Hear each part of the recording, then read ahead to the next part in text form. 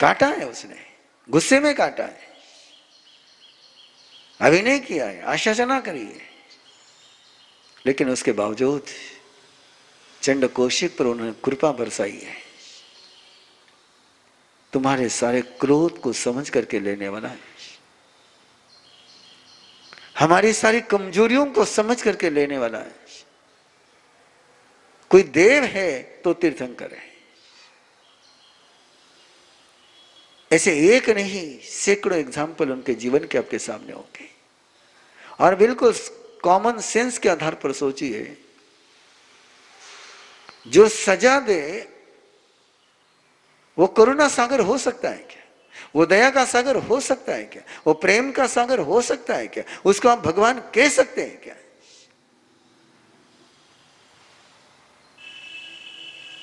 और देखिए ना, आप उसको जल्लाद कहते हो जो एक बार मौत की सजा देता है, और आप उसको भगवान कहते हो कि जो आपको नरक में रोज मरने के लिए भेज देता है।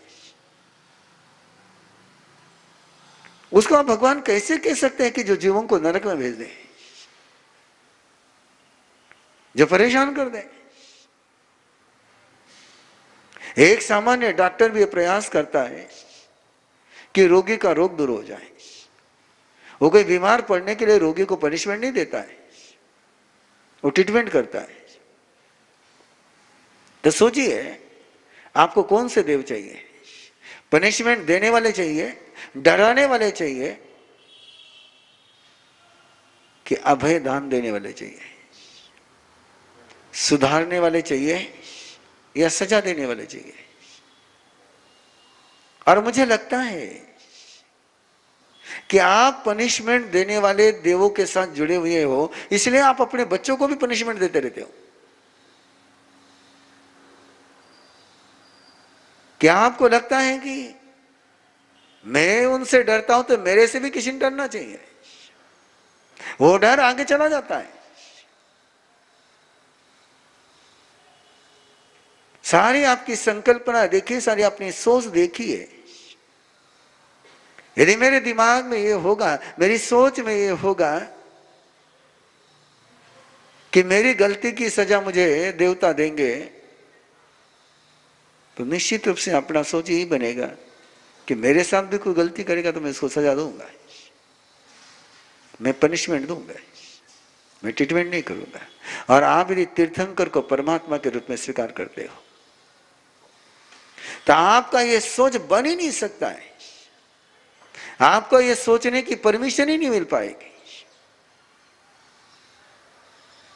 कि जब तीर्थंकर परमात्मा मुझे सजा नहीं देते, मुझे सुधारते हैं, वो पनिशमेंट न देते हुए ट्रीटमेंट देते हैं, तो जब मेरे परमात्मा ट्रीटमेंट देते हैं तो मुझे भी ट्रीटमेंट ही देनी चाहिए।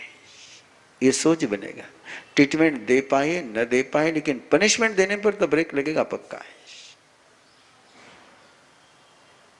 इसलिए बंधु, न केवल स्वयं के अंदर में आस्था जगाई है कि हम उस देव से जुड़े जो सुधारता है, पनिशमेंट नहीं देता है, जो क्षमा भी नहीं करता लेकिन सुधारता है, अभयदान देता है, लेकिन गलती को जिंदा नहीं रखता है। वो ये नहीं कहता कि तू गलती करेगा तो भी मैं तुझे ऊपर, वो कहते नहीं, वो कहते तेरी गलती तू सुधार ले, गलती को सुधारने का रास्ता बता देते हैं।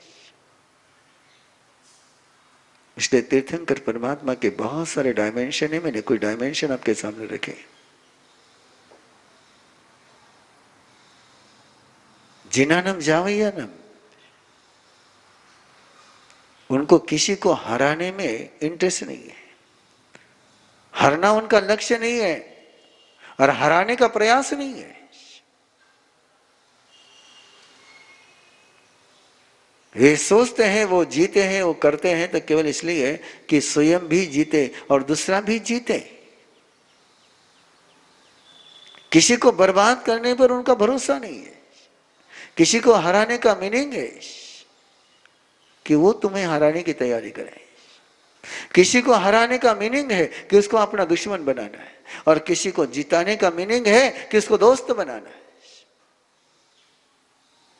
इसलिए नमो जिनानम जीवयानम, जिनानम जावयानम।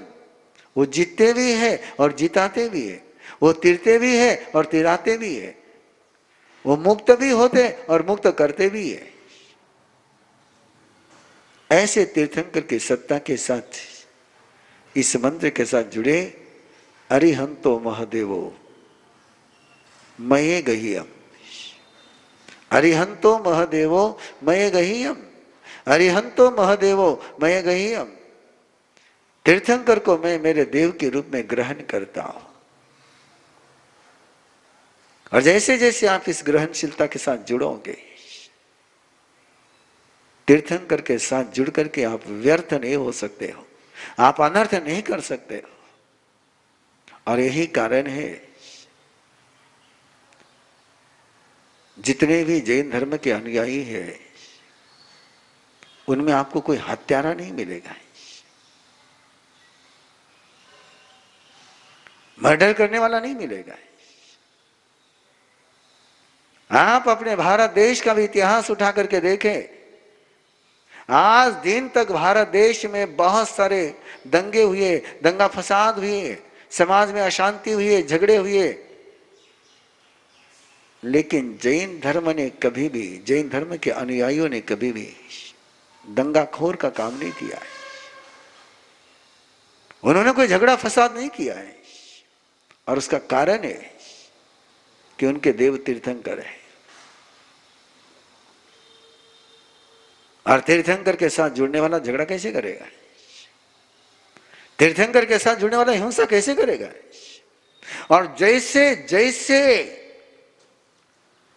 बाहर की प्रभाव में आकर के जिनको जन्म से तीर्थंकर परमात्मा मिले थे, लेकिन जो तीर्थंकर परमात्मा की कदर नहीं कर पाए, मूल्यांकन नहीं कर पाए, समझ नहीं कर पाए, ग्रहण नहीं कर पाए, वे लोग हिंसा करने लगे। वे लोग जरूर क्रूरतम बनते जा रहे हैं, वे लोग जरूर आभूषण करा रहे हैं, वे करा रहे हैं, क्योंकि उनका तीर्थंकर के साथ का रिश्ता टूट गया है। वे नाम से जैन रह गए, लेकिन तीर्थंकर को ग्रहण न कर पाए। अब वो स्वयं भी तीर्थंकर को ग्रहण करिए, औरों को भी तीर्थंकर का ग्रहण कराइए। एक छोटा सा प्रसंग दे रहा हूं वारकरी परंपरा का। हम चेन्नई की ओर जा रहे थे। करजत के आसपास में एक छोटे से गांव में रुके हुए थे। एक वारकर के घर पर रुके हुए थे। ऐसा भी मेरा बचपना उन सबके बीच बिता हुआ है। उस वारकर के घर में रुके हुए थे और उनके पालने में, झूले में एक छोटा सा बच्चा था, झूले में झूल रहा था। और झूले में झूलते हुए बच्चे के गले में मैंने वारकरी की माला देखी, तुलसी माला देखी। और मैंने उनको पूछा, इस बच्चे को माला पहना दी, इसको क्या समझ, ये क्या जानेगा? उन्होंने एक छोटा सा अपने परिवार का अनुभव बताया। बोले एक गलती हमसे हो गई कि हमारे घर के एक बच्चे को हमने बचपन में वारकरी नहीं बनाया है, और जैसे जैसे उसको अक्ल आ गई उसने वारकरी बनने से इनकार कर दिया है। हमारे घर में एक ही वो लड़का है, बोले घर में तो बनता नहीं लेकिन बाहर जाकर खा के आता। बोले हमने सोचा कि इसको बचपन से ही वो सारे रास्ते बंद कर देते, इसके गले में बचपन से माला डाल लेते हैं, इसलिए उस दूसरे रास्ते पर जाने की इसकी संभावना पहले से ही बंद कर देते हैं। इसके गले में माला रहेगी तो इसको बचपन से लगेगा कि मैं कौन हूं वारकरी हूं, मैं कौन हूं वारकरी हूं। ये माला है। किसी श्रमण ने इंद्रवती गौतम से पूछा था, एक सवाल, बहुत गहरा सवाल पूछा था कि भगवान पार्श्वनाथ के साधु तो किसी भी कलर के कपड़े पहन लेते थे, भगवान महावीर ने अपने साधुओं के लिए सफेद रंग का ही विधान क्यों किया? ये बाहर के ड्रेस कोड क्यों दिया? मोक्ष तो साधना से मिलने वाला है ना, कपड़ों से थोड़ा मिलने वाला है। और उसका उत्तर इंद्रभूति गौतम ने दिया था, लोगे लिंग पवयनम। मुक्ति तो साधना से मिलनी है, लेकिन अपनी मेमोरी जो है, अपनी स्मरण शक्ति जो है, वो बहुत कमजोर है। निरंतर एहसास होता रहे कि मैं श्रमण हूं, इसके लिए बाहर की वेशभूषाएं बहुत जरूरी है। और इसी भावना से गुरुदेव के सानिध्य में 90 से एक प्रोग्राम शुरू किया गया था, गले में अरहम पहनाने का। पहला जो अरहम पहनाया गया था गुरुदेव के हाथों से पहनाया गया था, और उन लोगों को पहनाया गया था जो जन्मना जैन नहीं थे। वाणीभूषण महासती प्रीतिसुधा महासव का चौमासा मालेगांव चल रहा था, और उनके प्रवचन से प्रभावित होकर के कई लोगों ने जैन बनने का विचार बनाया, और उनके उसे समाचार आए कि वो जैन बनना कैसे बनाए। मैंने कहा भेज दो यहाँ पर। वो वहां पर आए थे, और गुरुदेव के हाथों से उनके गले में अरहम पहनाया गया था, और वो अभियान बन चुका है कि गले में अरहम रहेगा तो एक प्रतिज्ञा रहेगी, एक स्मरण रहेगा, एक स्मारक रहेगा। अपनी मेमोरी बहुत शॉर्ट है कि निरंतर एहसास रहेगा कि मैं तीर्थंकर के साथ जुड़ा हुआ हूं, मैं अरहत्ता के साथ जुड़ा हुआ हूं, मुझे अरहम बनना है। ये एहसास होना बहुत जरूरी है। इसलिए अरहम मंत्र दीक्षा का भी एक प्रोग्राम होता है। अभी सारे लॉकडाउन के माहौल में बाकी सारे कार्यक्रम तो ऑनलाइन चल गए, पर 2 कार्यक्रम ऑनलाइन कराने की भावना है आज भी। एक तो अरहम मंत्र दीक्षा का, दूसरा नौकर कलश का है। देखता हूं कैसी व्यवस्था बनती है कि हमारे मैनेजर तो तीर्थेशुषी है, वो करेंगे ऑर्गेनाइज। देखते कैसे करते हैं कि अंदर में एक आस्था का निर्माण करने के लिए बचपन से संस्कार देने बहुत जरूरी है। आइए अगला चरण है, उसके आशीर्वाद कर रहे हैं। गुरु नो, गुरु पहले देव और दूसरा तत्व है गुरु। ये अभ्यास से, प्रैक्टिकल से, ट्रेनिंग से कैसी श्रद्धा का जागरण होता है, उसके सूत्र चल रहे हैं। और श्रद्धा होगी तो ही व्रत का आनंद आएगा, श्रद्धा होगी तो ही तपस्या का आनंद आएगा, श्रद्धा होगी तो ही स्वाध्याय का आनंद आएगा। बिना श्रद्धा के तप जप करनी सब भोग, आपने सुन लिया है।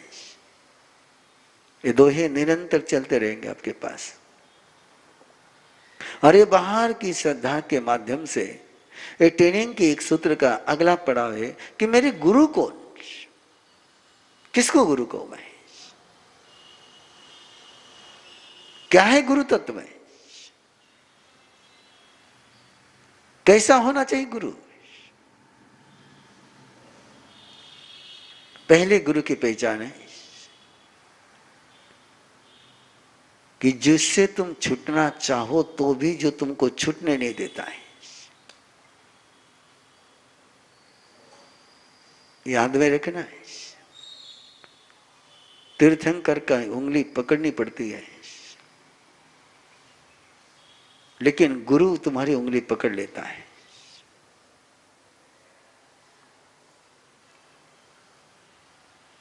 जो तुम्हें पकड़ता है, तुम्हारे मन को ग्रहण करता है, और तुम भागना चाहो तो भी भाग नहीं सकते, जिससे उसको गुरु कहते हैं।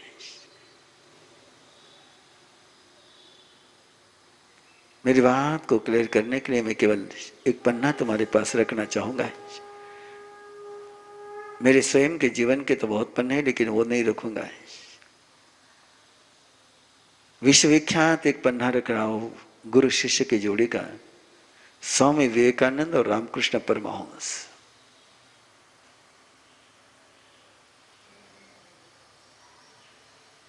नरेंद्र थे स्वामी विवेकानंद। बगावती थे।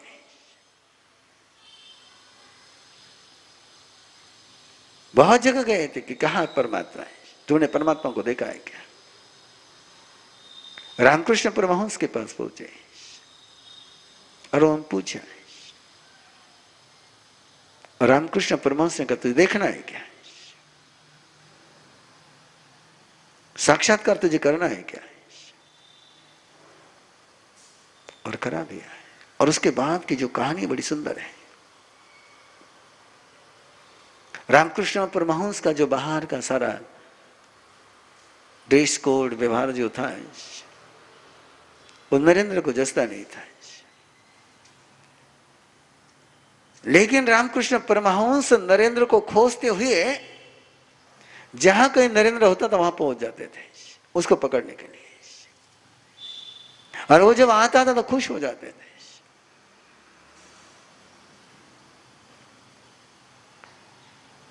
यदि स्वामी विवेकानंद का जीवन चरित्र पढ़ोगे तो वही प्रसंग आपको बहुत गहराई से मिलेगा। और कई बार नरेंद्र को अकुलाहट भी होती थी, क्या मामला है, कौन किसको पहचानेगा? गुरु शिष्य को पहचानेगा या शिष्य गुरु को पहचानेगा? कौन किसको खोजेगा? आपके यहां एक वाक्य चलता है, पानी पीजिए छानकर, गुरु कीजिए जानकर। अब जिस गुरु को तुम जान लोगे वो गुरु हो ही कैसे पाएगा? जिसको तुम सर्टिफिकेट दोगे कि ये गुरु है वो शिष्य है, तो उसको तुम गुरु कैसे कह पाओगे? भगवान महावीर चल करके गए थे आपापा नगरी में इंद्रभूति गौतम के लिए।